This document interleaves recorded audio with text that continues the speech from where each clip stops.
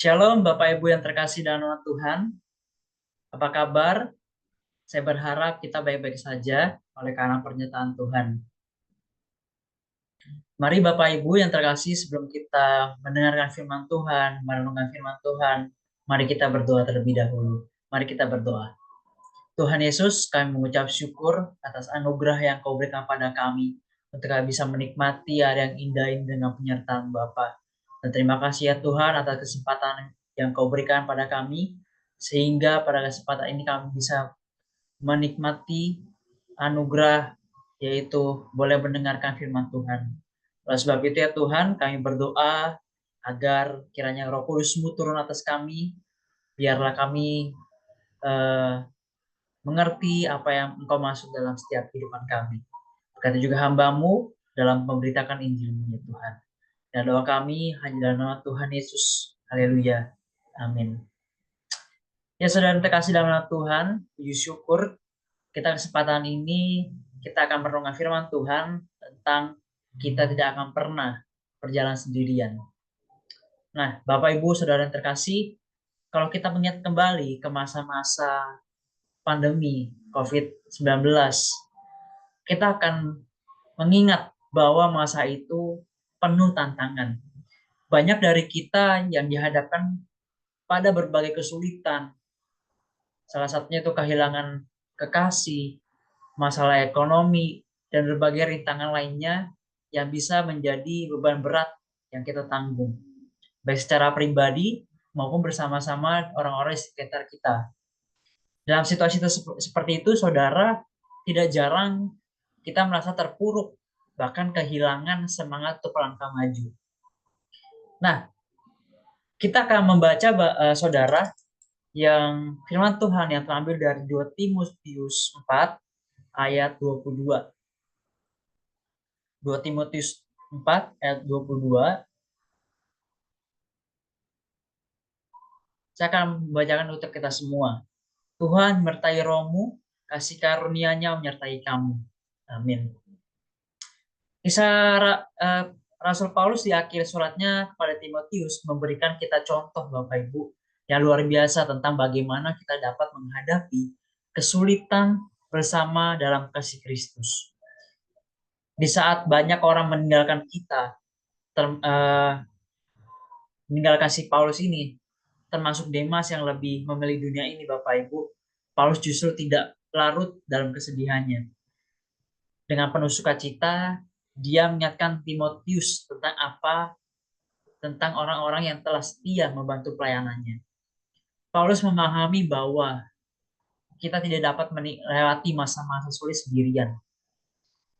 Bahkan Paulus sendiri dikelilingi oleh komunitas orang-orang percaya yang saling mendukung dan menguatkan.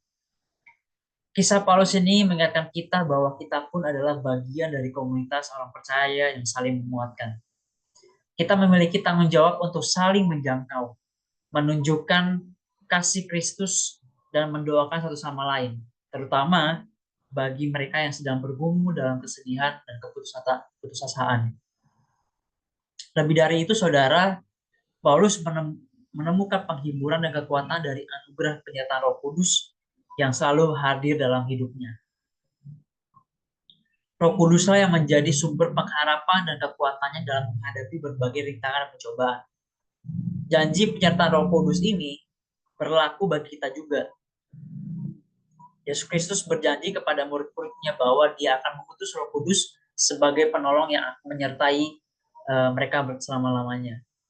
Roh Kudus juga akan memberikan hikmat, penghiburan, dan kekuatan kepada kita untuk menghadapi setiap kesulitan yang kita alami.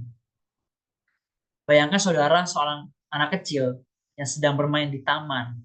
Tanpa disadari, dia terpisah dari orang tuanya. Anak itu mulai panik dan ketakutan. Dia mencari orang-orang di sekitarnya, mencari orang tuanya kemana-mana. Tetapi tidak ada yang dapat menemukannya. Tiba-tiba saudara, dia menemukan bertemu dengan seorang ibu yang baik hati. Ibu tersebut melihat anak itu ketakutan dan segera menenangkannya. Dan kemudian ibu ini membantu anak itu untuk mencari orang tuanya. Setelah beberapa lama mencari, mereka akhirnya menemukan orang tua anak tersebut. Orang tua anak tersebut sangat bersyukur kepada ibu yang telah membantu anaknya itu. Nah, saudara, pengalaman ini menunjukkan kepada anak tersebut bahwa dia tidak akan pernah sendirian. Selalu ada jalan, yaitu adanya orang-orang baik, orang-orang yang baik yang siap membantu ketika dia membutuhkan.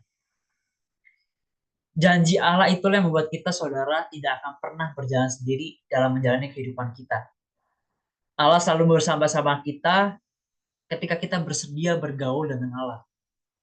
Ketika bangsa Israel keluar dari perbudakan Mesir menuju padang gurun, di sana Allah menyertai mereka lewat tiang awan dan tiang api. Ketika kita jatuh pun dalam dosa, kita tidak dibiarkan sendiri oleh Allah. Tetapi ada Allah yang mengutus anaknya yang tunggal untuk menyelamatkan diri kita. Oleh sebab itu, ketika kita dalam kesusahan, pergumulan hidup, merasa putus asa, tidak tahu berbuat apa, mari kita mengarahkan mata kita kepada Tuhan. Mengangkat kepala kita yang sudah tertunduk lemas untuk melihat Sang Penolong, yaitu Yesus Kristus. Dengan kita mau bersandar mengandalkan Tuhan, percayalah saudara, bahwa Tuhan akan bekerja dalam setiap kehidupan kita. Sehingga kita tidak akan pernah berjalan sendiri, tetapi kita berjalan bersama Tuhan. Semoga perenungan yang singkat ini di pagi sampai sehari ini ataupun Bapak Ibu yang menonton ulang video ini renungan ini menjadi sumber kekuatan bagi kita, sumber pengingat akan kita bahwa kita tidak akan pernah berjalan sendiri, tetapi Allah selalu ada setiap kehidupan kita. Amin. Mari kita berdoa. Ya Bapa, kami mengucap syukur atas kesempatan pada hari ini. Kiranya firman-Mu menjadi rema dalam setiap kehidupan kami, dan bahkan kami juga bisa melakukannya dalam kehidupan hari kami.